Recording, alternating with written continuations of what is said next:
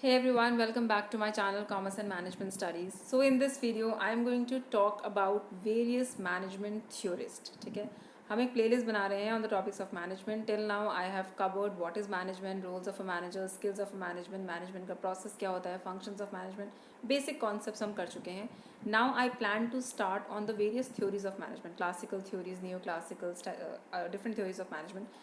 तो आई थॉट उनसे पहले it is very important for everyone to know that who are these people who actually gave us the theories के बारे में तो सब कोई हर कोई पढ़ता है बट कौन है ये लोग जिन्होंने इतनी स्टडीज़ और इतनी रिसर्चेस करके ये थ्योरीज हमें दी हैं.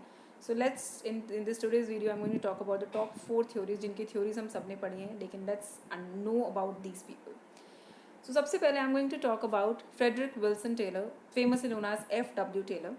He is known as the father of scientific management. इन्होंने एक बुक पब्लिश की थी प्रिंसिपल्स ऑफ साइंटिफिक मैनेजमेंट इन 1909. इस बुक में he came up with the theory of scientific management.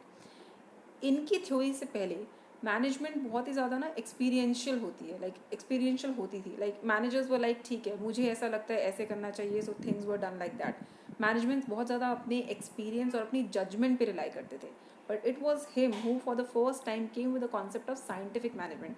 He was completely against the concept of rule of thumb. Rule of thumb होता है अंगूठा छाप काम करना, मतलब अपनी अपनी एक्सपीरियंस और अपने जजमेंट के बेसिस पे काम करना, लेकिन चीज़ों को एनालाइज नहीं करना, सिर्फ जो आपको जैसा लगता है वैसे काम करना. So he was the person who was completely against that. He was completely obsessed with order and control, completely against the rule of thumb, scientific management. He said that you should analyze each and everything. एक काम को करने में कितना time लगता है, एक worker की कितनी मूवमेंट्स होनी चाहिए, एक वर्कर को कितना रेस्ट करना चाहिए, कितनी उसकी प्रोडक्टिविटी होनी चाहिए, इस हर चीज़ को आप साइंटिफिकली एनालाइज करो and that will increase the productivity. He came up with the concept of piece rate system. Piece rate system होता है कौन कितना प्रोडक्शन करेगा उस हिसाब से उसको रेम्यूनरेशन दिया जाए. These kind of concepts was for the first time that F.W. Taylor came up with, and that is why he is known as the father of scientific management. और इनकी philosophy को Taylorism भी कहते हैं. So that could be Taylor's theory of management or scientific management, whatever you can call it. So that's the first theory.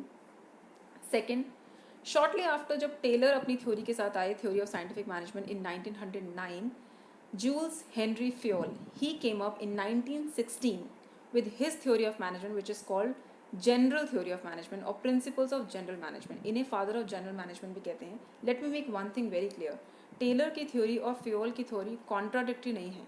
Taylor की theory scientific theory है, Fayol की theory general theory है. In fact Fayol's theory is an extension to Taylor's theory.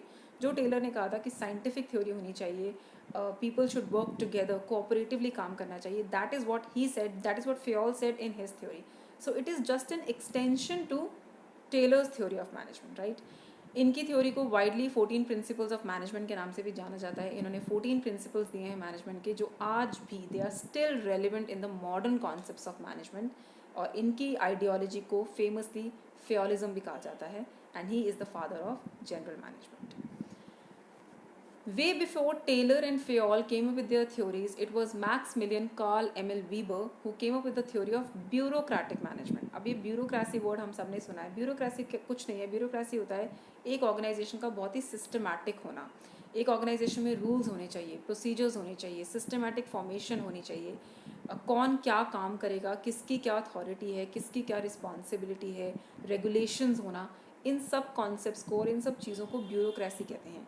It was वीबर who came up with that kind of concept कि organisation को बहुत ही systematic होना चाहिए, rules laid down होने चाहिए, प्रोसीजर्स लेड डाउन होने चाहिए, रेगुलेशंस होने चाहिए, क्लियर लाइन ऑफ अथॉरिटी होनी चाहिए. अगर ऐसा होगा तो ऑर्गेनाइजेशन इफेक्टिव होगी और एफिशिएंसी होगी. So his theory was very very broader sense. कोई इन्होंने जनरल प्रॉपर प्रिंसिपल्स नहीं दिए 1 2 3 4 like the other theories, but he came up with a broader concept of bureaucracy. सो वीबर की थ्योरी है bureaucratic theory of management and that is again one of the very very important theory and still relevant in modern concepts. And last आता है last is George Elton Mayo. He was the person who for the first time came up with the concept of human relations in management, right. Fayol, Taylor, Weber, इन्होंने जो theories दी थी, they talked about work, they talked about organization, they talked about productivity, they talked about efficiency, but none of them talked about human relations. None of them talked about social factors. So it was Elton Mayo who for the first time came up with the concept that social factors का productivity पे बहुत ज़्यादा influence होता है. ही conducted a series of experiments जिन्हें हम Hawthorne studies भी कहते हैं. एक केमिकल फैक्ट्री में इन्होंने एक्सपेरिमेंट्स किए थे वर्कर्स पे. वो हॉथॉर्न सिटी में था in Chicago.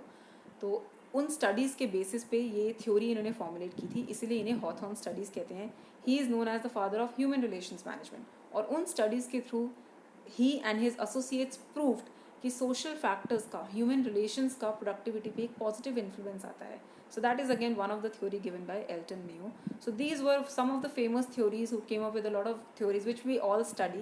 So I thought it is important for people to know about them and how they came up with these theories. So this is about them. Now the question is, ये management theories हैं क्या? हम पढ़ते हैं, चारों theories हमने पढ़ी हैं, बहुत सारी थ्योरीज हम पढ़ेंगे आगे जाके. ये होती क्या है? थ्योरीज कुछ नहीं होता है, बहुत सारे प्रिंसिपल्स हैं जो आपको फॉलो करने होते हैं, राइट. बेसिकली बहुत सारी नॉलेज है जो बहुत ज़्यादा रिसर्च और स्टडीज़ के थ्रू एक सिग्निफिकेंट नॉलेज हम पर हमारे लिए पास की गई है. एक फ्रेमवर्क है जिसके अंदर मैनेजर्स को बोला जाता है इस फ्रेमवर्क में आप काम कीजिए. ये फंडामेंटल ट्रूथ्स हैं. फंडामेंटल ट्रूथ मतलब ये बेसिक ट्रूथ है, इसको आप डिनाई नहीं कर सकते.